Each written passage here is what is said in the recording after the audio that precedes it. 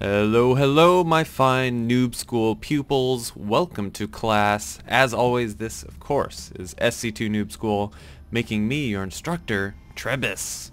Today, we are taking a field trip to Xel'Naga Caverns, and what do we have here on the bottom left? We have none other than EGHuk as the Red Protoss. And then, up in the top right of Xel'Naga Caverns, we have RGN.KiWiKaKi. So this is a Battle of Canada. Both of these very top tier Canadian players. KiWiKaKi known for his innovative style of play, showing up to MLGs and events like that, and he's always got some kind of new trick coming out. Very excited to watch this. PvP, a matchup that has gotten a lot better lately as a result to how they change warp-ins. You can no longer warp in on a ramp.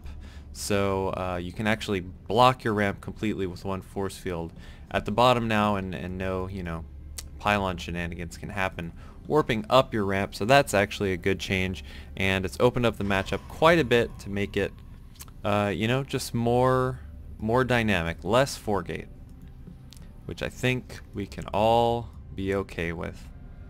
Although I will say there's still maps that you're just kind of being silly. You're just being a silly guy if you're not 4-gating. Tal'Darim Altar, for instance, with the wide choke point from your natural to your main and no ramp. There's not a good way to force field it. It takes 2 force fields, and it's just kind of implausible to really do. 4-gate seems to be the king on that map still. That's okay. So we see both of these players going for a similar build. Oh wow, I can't believe that. Huk actually got the surround off on KiWiKaKi's probe scout. That's kind of amazing. Oh, I wanted to note something right here at the beginning of the game. You can see both of them just going for totally standard openers. Look at, this is the first pylon KiWiKaKi puts down on this map, and he puts it in this position specifically for cannon rushing right here. PvP, a matchup susceptible to cannon rushing. Cannons are, a pretty strong cheese in PvP, especially on a map like this. So if you put a pylon there, you can just scout any little shenaniganry going on.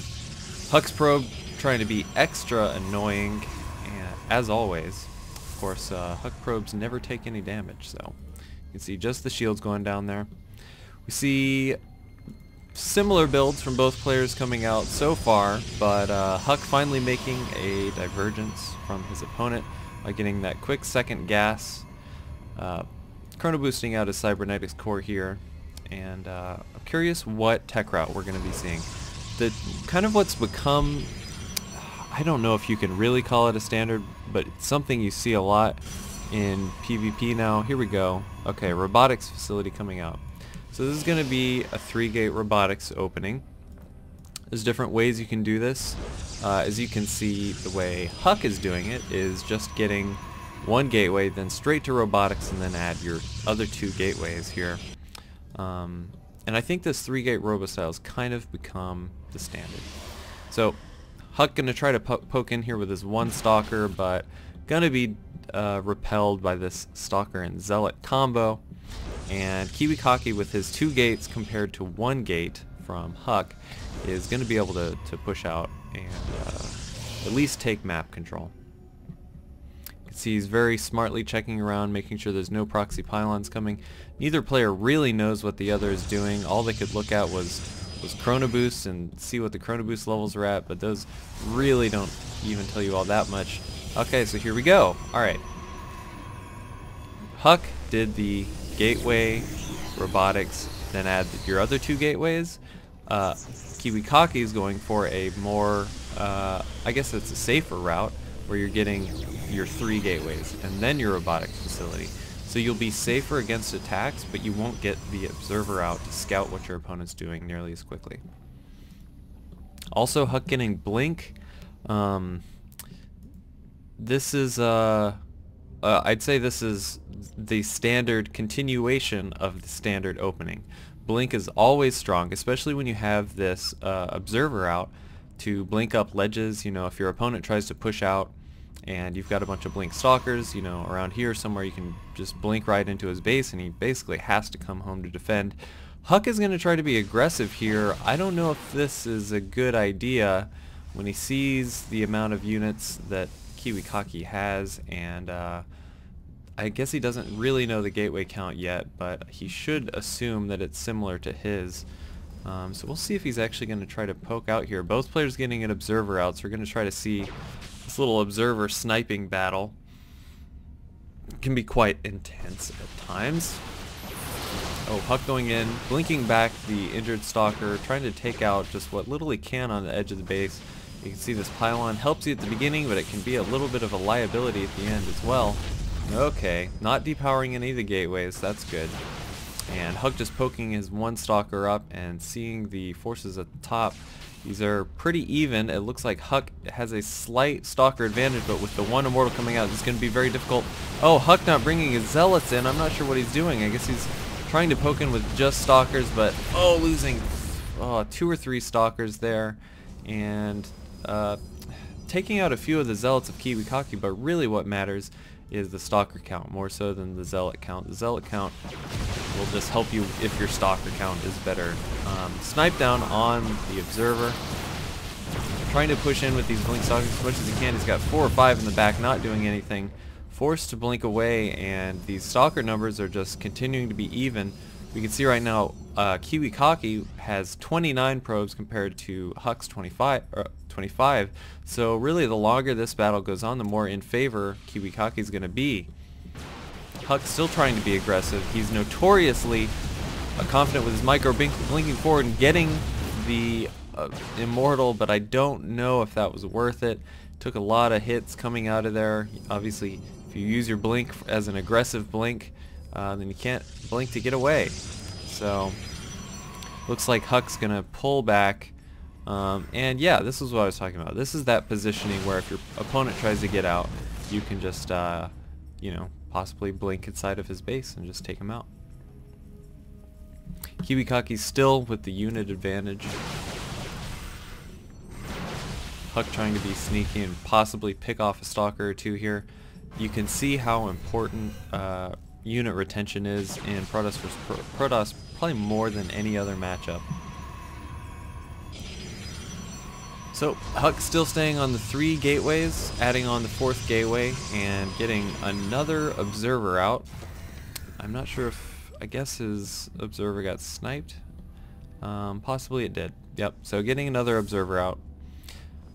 Oh, I was going to say earlier, I think the reason the 3-gate robotics has kind of become the standard is because now that you can always force field your ramp and stay safe, DTs can be very dangerous because you can't, if you try to be aggressive against a DTing player, if he's got enough sentries out, then he can just force field his ramp forever.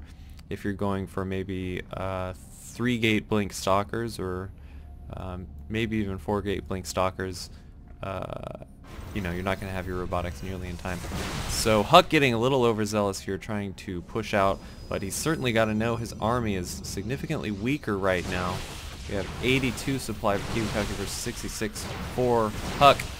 Offensive blink by KiWiKaKi. Not really taking out many units here, just kind of doing damage, trading licks. I'm surprised Huck is actually staying at the bottom of his ramp. Although he doesn't have any sentries to, you know, you can force field your ramp whenever the other player is, I would say it's more valuable if the more immortals the other guy has. If he's going pure blink stalker, kind of like Huck is, force fields really aren't going to do much of anything because they can just blink up. But if you've got zealots and immortals doing a lot, offensive blink by KiWiKaKi, taking out almost 2 stalkers. This one looks like it's actually going to get back. And looking at the unit count, it looks like Huck has a very slight stalker advantage, no zealot advantage, and KiWiKaKi has 2 immortals. Those 2 immortals are absolutely huge. Considering the... Whoa! We got a zealot warp in here. Sorry, I missed that. It looks like they were able to take out maybe a pylon.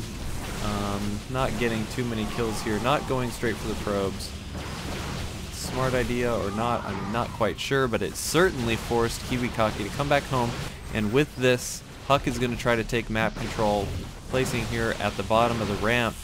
And if we're gonna see an expansion anytime this game, it might be now. Oh, look, here we go. I'm a genius. Huck actually taking expansion, but I don't like this expansion. He's basically just, I think Huck is almost out of this game. Basically just crossing his fingers that KiWiKaKi doesn't commit to this attack, because that's the only way he's going to hold this expansion. Those 2 immortals are just going to do work on all these stalkers. I don't think the best micro in the world is even going to fix that. So 3rd immortal coming out, this Blink Stalker army is just getting more and more fragile. Huck's choosing to not go for any immortals. You always see in Huck's play that he's very control confident.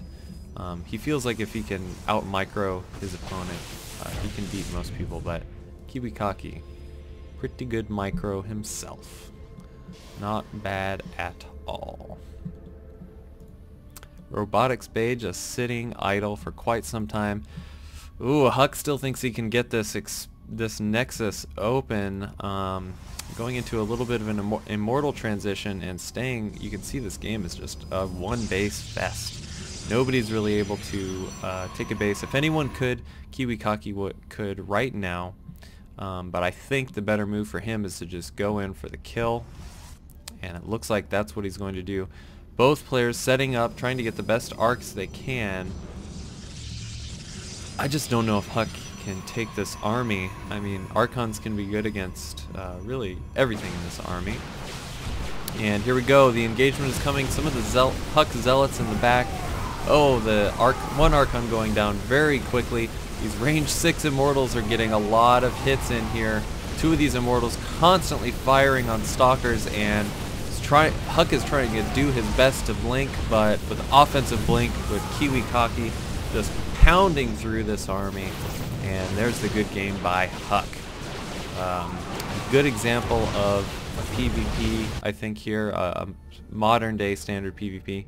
Looks like Huck even tried to get another Zealot in the mineral line. That's cute.